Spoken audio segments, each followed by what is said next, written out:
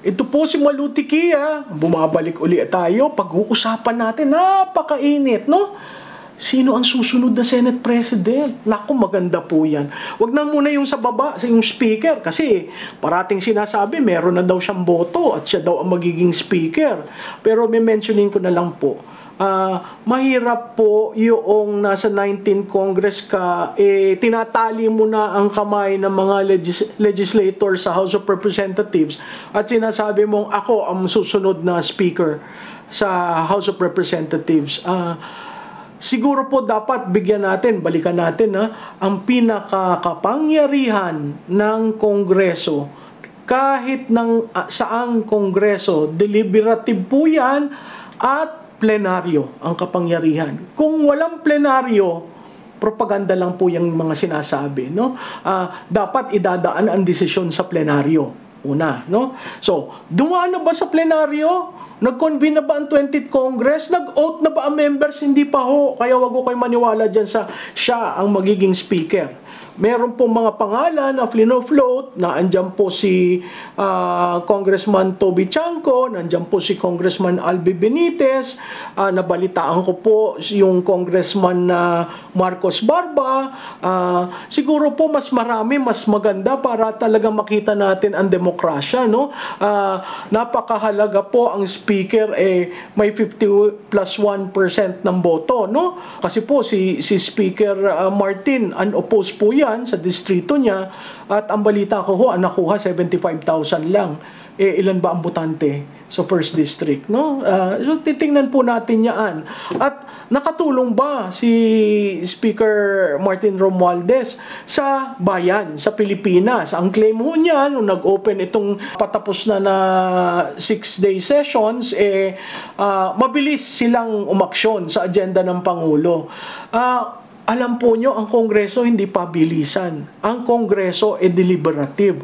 Kasi kung mabilis ka nga, tapos mag-aamenda ka, katatapos lang mapirmahan yung hindi pa tuyo ang pirma ng presidente, may problema tayo. Dahil pinapaspasan natin, hindi talaga napapag-usapan ano ba ang problema dito sa legislation na ito. So, sino nga ba at bakit mahalaga nating tingnan ang Senate President? Ulitin po natin sa House of Representatives, district sila ine-elect. So, parochial, yung parating sinasabi, yun naman sa House of Representatives, ang gusto lang projects. Dahil by nature, talagang district concerns. Pag tiningnan mo ang Senado, elected ho yan at large. Kung minsan mas mataas pa ang boto ng isang legislator sa presidente.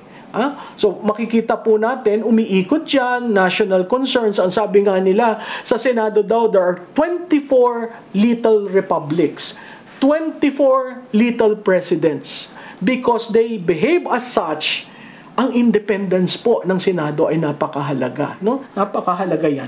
Ano po ba kailan po ba nangyari ang yung mga pag-election ng mga Senate President, no? Ang nagsimula po yan noong Jones Law of 1916, no? Kung saan pinasa katuparan na mag-create ng bicameral legislature, no?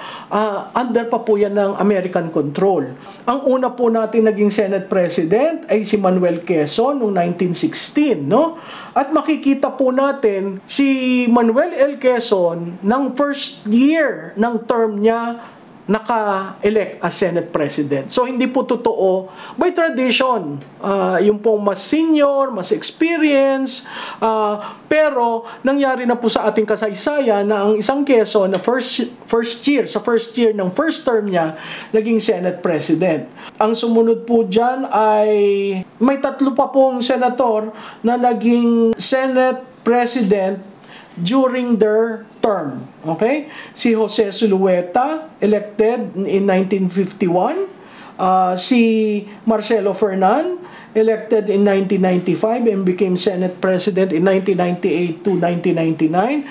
Si Senator Frank Drilon, elected in 1995 and became Senate President in 2000 to 2001. May time sharing sila ng the late Senator Blas Ople. Bakit ho napakahalaga ng Senate President? Kasi po, yaan ang unang-una po priority niya ang checks and balance, no? Dapat knowledgeable and with experience, understand what a bicameral body means, what independence is, checks and balance, and the national constituency. Pangatlo po, the Senate President will grapple with such issues as yung SALN ba dapat i-public? Dapat ba sila na mismo ang magpresenta sa taong bayan? Pangalawa, yung conflict of interest ba dapat i-establish through a form na lahat ng legislators ay maglalagay? Ano ba ang potential conflict ko? Dapat po alam yun ng taong bayan, no? Pangatlo, yung liquidation by certification. Mahirap po yan. Naandyan, bumalik na ho ang author ng resolution number 10, si Senator Ping Lacson, no? Itutuloy ba po natin yan? Na pipirma lang, bakante, pipirma lang, liquidated na? O nung 8th Congress, ako po nandun sa nung 8th Congress, kami po ay talagang voluminous na resibo ang sinasubmit per item na binibigay na pondo sa amin, no? Ako po ay nagtrabaho kay Senator Sagisag, at siya ay head ng Ethics Committee at talagang binubusisi yan isa-isa. Tama ba? O kulang ka pa dito ng 10 piso. Ganun pong katindi. Pwede po yun, kasi sa Amerika ginagawa rin ho yun. Liquidation through a report kung paano mo ginastos. Hindi ho yung by certification. Kasi yung by certification, wala hong accountability ang legislator, no? Tapos po yung debate ng session days. Dati po, nung 8th Congress, ang session days, Monday to Friday. Na ang Friday, local bills. Ngayon po ang session days Monday to Wednesday. Ay si Ordinary Juan de la Cruz nagtatrabaho from Monday to Friday, ang sweldo ganito. But ang senador Monday to Wednesday lang, pero ang sweldo ganun. Hindi ho ba unfair yan? So, there was a time na ang ating session days were 100 continuous days. Parang 3 months dire-diretso ng pagtatrabaho. Para mas maganda yun. Magtrabaho kayo para natitingnan nyo talaga kung ano ang problema ng bayan. Meron rin po budgetary reform, no? Maraming calls for budgetary reform. Ito ba ang Bicameral Conference Committee? Talagang hindi napapakita sa taong bayan kung paano nangyari yan, kung paano na hati-hati, kung bakit nagkaroon ng pondo si ganito at si ganito wala. Mali rin po yun. At meron po tayong congressional reform. Yun. Kasi yung number of committees, yan pong nangyari sa House na Quadcom, Tricom, that is beyond the congressional committee system. Kasi pinagsama-sama nila. Usually joint. No? Pero ito parang nagkaroon ng parang permanent body, dyan na. So, kailangan pong magkaroon ng repasos dyan sa mga reformang yan. At napakahalaga po kung sino yung mga mahahalal, no?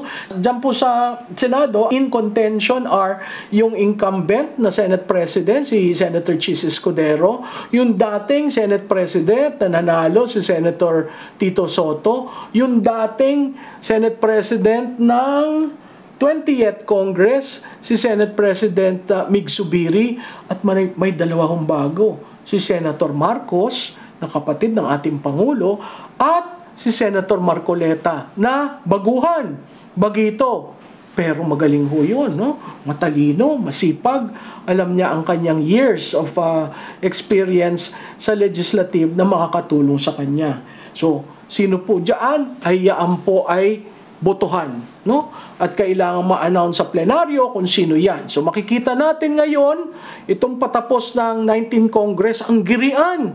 Sino ang may boto, kanino, sino.